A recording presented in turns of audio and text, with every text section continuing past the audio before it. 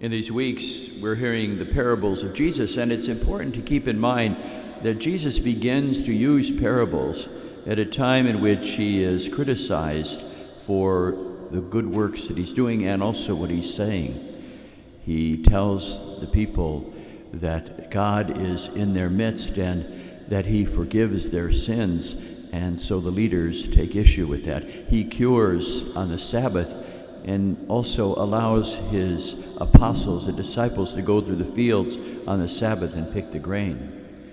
And so by telling the parables, he is forcing all of us, the leaders and all of us who hear of these stories, to look more deeply into what God is doing and to make sure that we don't pass over how the good works of God are taking place in our midst. And when we do that, it brings us joy.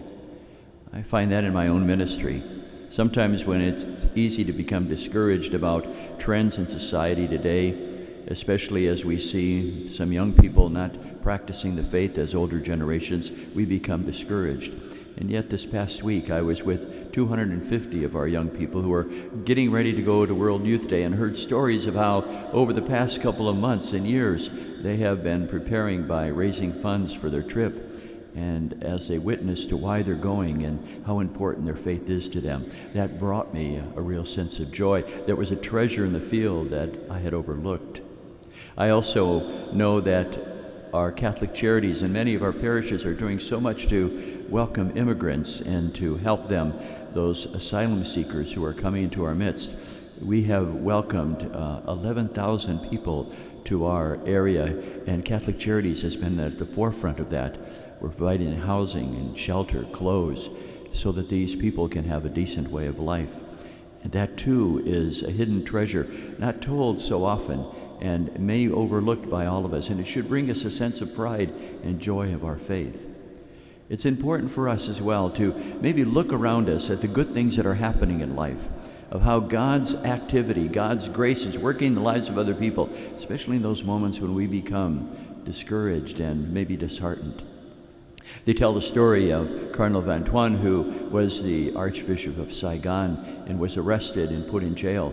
He was in jail for 13 years, and 9 of those were in solitary confinement. And yet he always had a joyful sense of and spirit about him. He would sing different songs to the point where some of the communist guards wanted to learn those songs as well, and so he taught them. One day, one of the communist guards saw that he was very down, his spirits were low, and so that guard began to sing the Veni Creator Spiritus in Latin, and he did it in perfect Latin. And when the Cardinal heard it, it buoyed his spirits. It gave him a real sense of joy that in the midst of the difficulty of living in solitary confinement and being imprisoned and away from his family and friends and his parishioners, here was a voice in which he was reminded how God's presence was there in the midst of his people. Today, as we hear these parables and about the treasure that's buried in the field, or that pearl of great price, it's an opportunity for us maybe to take a second look at our lives. So often we're inundated with bad news, with things that go wrong, with criticisms, with ways in which we only see the dark side that's reported in the media. It's an opportunity for us to find that joy that belongs to the kingdom of God, of being surprised by how God is working in so many different ways in the lives of people.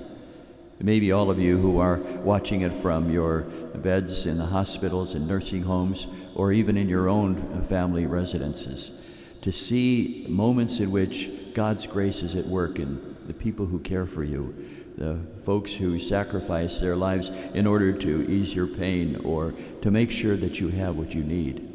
It's an opportunity to find that treasure of God's presence in our lives, buried deep in the soil of what we do every day, and also to see that pearl of great price. And in that way, not be discouraged about life, but find the kind of joy that the world cannot take away.